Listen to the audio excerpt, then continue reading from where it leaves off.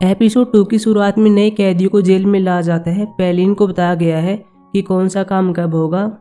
आप breakfast, lunch, dinner कब करोगे, कब शावर लोगे। बाद में इनकी मेडिकल जांच होती है। अगले सीन में ताइजुंग से वही लोअर मिलने के लिए आता है जो हमने एपिसोड 1 में देखा था। ये अपने आप को इंट्रोड्यूस करता है और बताता है कि मेरा नाम संगरोक है, तुम मुझे पब्लिक डिफेंडर समझ सकते हो, मैं तुम्हारी हेल्प करने के लिए यहाँ पर आया हूँ। जब कोर्ट में तुम्हारा फैसला सुना जा रहा था तब मैं वहीं पर था। मैं प्रोसिक्यूटर की बात से सहमत नहीं हूँ, मुझे लगता है तुमने कुछ नहीं किया। ताइजुंग कहता है प्लीज़ मेरी हेल्प करो, मैं कसम खाता हूँ मैंने इस विक्टिम नाइंग को कभी नहीं देखा था, मैं उसे कभी नहीं मिला हूँ। संगरोक कहता है ठीक है। बाद में रिकॉर्डिंग चालू करता है और कहता है कि ध्यान से सोचो और मुझे बताओ कि हुआ क्या था, अगर कोई माइनर डिटेल भी है तो मुझे बता दो। यह सोचता है और कहता है कि मुझे क्राइम सीन की फ़ोटो दिखाई गई थी, लेकिन वहाँ पर एक ब्रेसलेट था जो कि मेरा था, इस बारे में वहाँ कोई बात नहीं हुई, लेकिन मुझे नहीं पता कि मेरा ब्रेसलेट वहाँ पर क्या कर रहा था। मैं उस जगह पर कभी नहीं गया। हालांकि मुझे इतना पता है कि मैं एक बार रेस्ट करने के लिए मेरे भाई की जगह पर गया था और मेरा ब्रेसलेट वहीं पर गिर गया।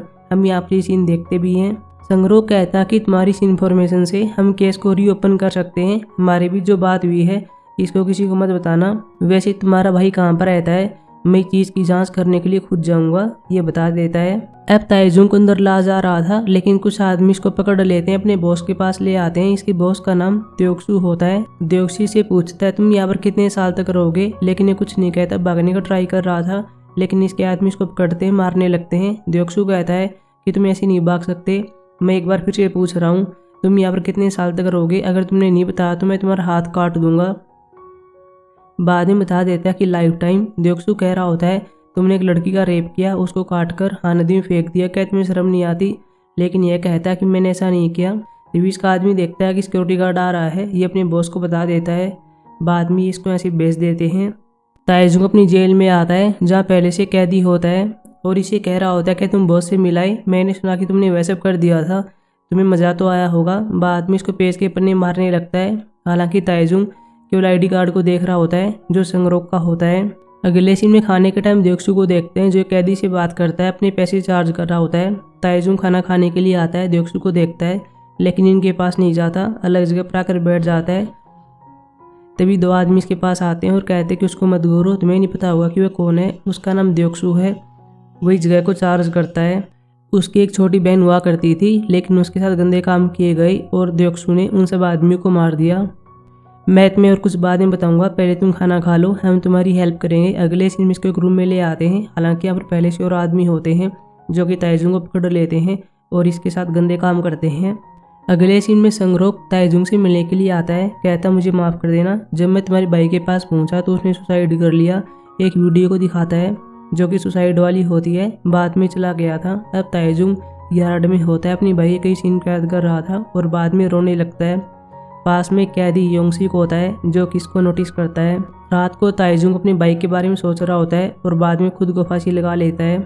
अब एक ड्रीम में चला गया था जहाँ पर इसका भाई ताइजिन होता है। ताइजिन कहता है कि आपको कोई गिफ्ट मिला हुआ है, जब भी पौधे मर जाते हैं तो आप इन्हें वापस ले आते हो। ताइजुंग कहता है कि ऐसी कोई बात नहीं है, केवल यही पौधे हैं जिनके साथ मैं ऐसा कर पाता हूँ। ताइजिन फिर कहता है कि आपने ऐसा क्यों किया, चिल्लाता है और कह रहा होता है कि आपने खुद को मारने का ट्राई क्यों किया, आपको ऐसा नहीं करना चाहिए, आपको वापिस जाना होगा। तभी प्रेजेंट में ताइजुंग को जाग आती है। पास में योंगसिक और फादर होते हैं। फादर ताइजुंग को देखता है और सिक्योरिटी गार्ड से कह रहा होता है कि मैंने इसको पहले भी देखा है। सिक्योरिटी गार्ड कह रहा होता है कि इसने तीसरी बार सुसाइड करने का ट्राई किया है, कोई भी थेरेपी इस पर काम नहीं कर रही है। योंगसिक ताइजुंग के हाथ पर कुछ निशान को देखता है। ताइजुंग के दोस्त इसे मिलने के लिए आए हुए थे, लेकिन पुलिस वाला कहता है कि उसने मिलने से मना कर दिया। अगले सीन में सभी कैदी जेल में एक छोटे से चर्च में आते हैं। इन सबको चार्ज योंगसिक कर रहा था। इनको केक देता है, बारी बारी करके सभी चले गए थे। हालांकि ताइजुंग यहीं पर होता है जो कि बैठा हुआ था। योंगसिक इसके पास आता है, खाने के लिए केक दे रहा था, लेकिन इसका ध्यान नहीं होता। योंगसिक जोर से चिल्लाता है और कहता है कि मेरा नाम योंगसिक है, मुझे यहाँ पर सभी एल्डर कहते हैं, मैंने फादर से परमिशन ली ताकि मैं तुम्हारे साथ खाना खा सकूँ। मैंने तुम्हें यार्ड में देखा था, तुम रो रहे थे। अगर कोई एडल्ट आदमी रोता है तो सभी इसका मजाक उड़ाते हैं। जब मैं पहली बार जेल में आया था मेरे साथ भी ये सब हुआ, मैं बहुत ही डरा हुआ था, लेकिन मैंने धीरे धीरे करके इन सब की आदत डाल ली। जेल में तुम वह काम कर सकते हो जो कि बाहर नहीं कर पाए, यहाँ पर तुम वर्कआउट कर सकते हो, कोई नई चीज़ें सीख सकते हो या फिर पढ़ाई कर सकते हो। ये सब करने के बाद मैं भी यहाँ पर रहने की धीरे धीरे आदत पड़ जाएगी। जब इसको केक देता है तब ताइजुंग इसके हाथ पर निशान को नोटिस करता है। अगले सीन में हम कई सीन को देखते हैं जहाँ पर ताइजुंग वो सारे काम करता है जो कि योंगसिक ने करने के लिए कहा था। ये वर्कआउट भी करता है, बुक भी पढ़ता है और अपने प्लांट की फार्मिंग कर रहा था। पास में गार्ड होता है जो कि चोलवान होता है और इसके काम से इम्प्रेस हो जाता है। इसको हर पल देखता रहता है। कैदी भी हर टाइम ताइजुंग को पकड़ते हैं, इसको मारना स्टार्ट कर देते हैं, लेकिन ताइजुंग कोई रिस्पॉन्स नहीं करता। यह केवल वर्कआउट करने लगता है और अपने आप को मजबूत बना लेता है। अगले सीन में 5 साल के बाद एक योहान नाम के आदमी को देखते हैं जो अपनी कंपनी में होता है और फ़ोन पर एक आदमी से अपने काम के बारे में बात करता है। बाद में कैमरा को चालू करता है। इसके सामने कई कैमरे होते हैं लेकिन कैमरे में केवल एक आदमी को देखे जा रहा था।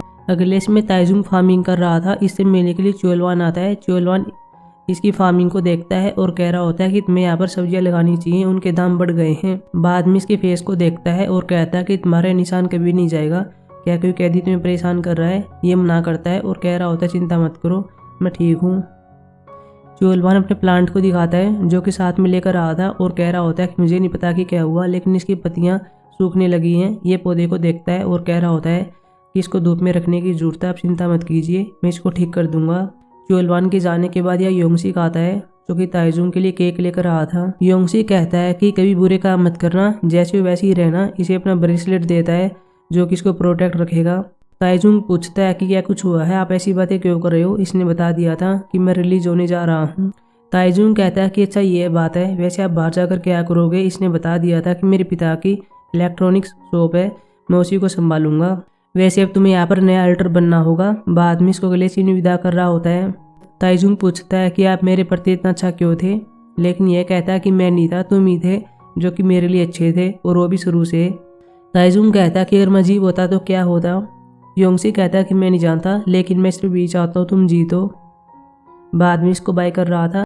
ताइजुंग चिल्लाता है और कह रहा होता है कि आपने मेरे साथ जो किया उसके लिए थैंक यू। अगले इसमें ताइजुंग बाइबल को रीड कर रहा था जो कि योंगसिक ने दी थी। तभी पास में कैदी को देखता है जिसको दूसरे कैदी परेशान कर रहे थे और ये कैदी वही होता है जिसको पहले योहान देख रहा था।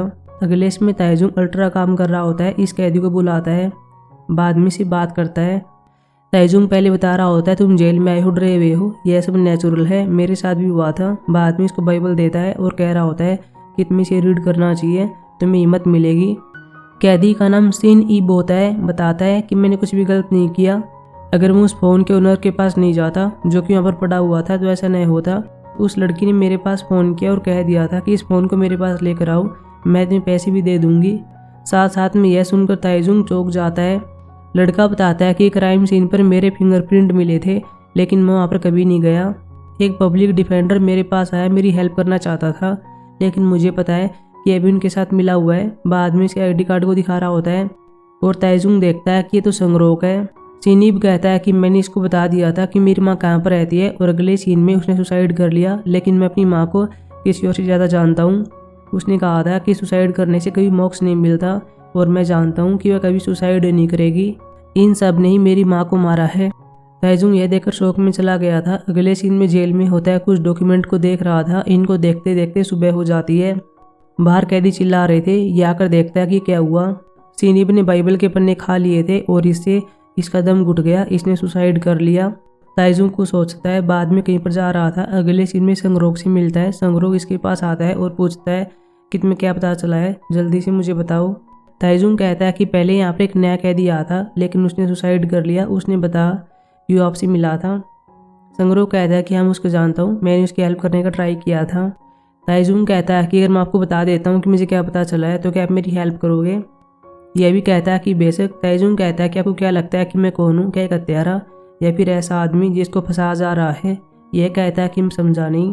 ताइजुंग फिर कहता है कि उसने बताया कि उसकी माँ ने सुसाइड कर लिया है, लेकिन मुझे पता है कि आपने उसको मारा है। संगरोक चेंज हो जाता है और कहता है कि मुझे लगता है कि तुम्हारे पास कोई जानकारी नहीं है। ताइजुंग चिल्लाता है और कहता है कि मेरे भाई को किसने मारा है। बाद में इसको पकड़ता है। संगरोक अपने आप को छुड़वाता है और कहता है कि ठीक है, मान लो ये ऐसा प्लान किया हुआ था, तो इसे क्या चेंज हो जाता है। तुम्हारे भाई को मैं नहीं मारा था, या फिर ऐसा कहना चाहिए कि तुम्हारी जैसे ही तुम्हारे भाई की डेथ हो गई। बाद में हम कई सीन को देखते भी हैं कि कैसे क्या हुआ था, कैसे फ़ोन को रखा गया था, कैसे इसके भाई को मारा गया था। ताइजुंग चिल्लाता है और कहता है कुछ भी हो जाए, मैं तुम सबको मार दूंगा। संग्रो कहता है कैसे करोगे, तुम तो यहाँ पर लोग हो।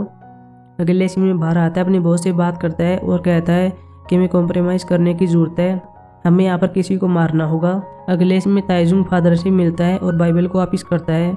बाद में यहाँ पर बैठा हुआ था, कील को निकालता है और एपिसोड खत्म हो गया था। अब हम मिलेंगे एपिसोड 3 में, तब तक के लिए बाय।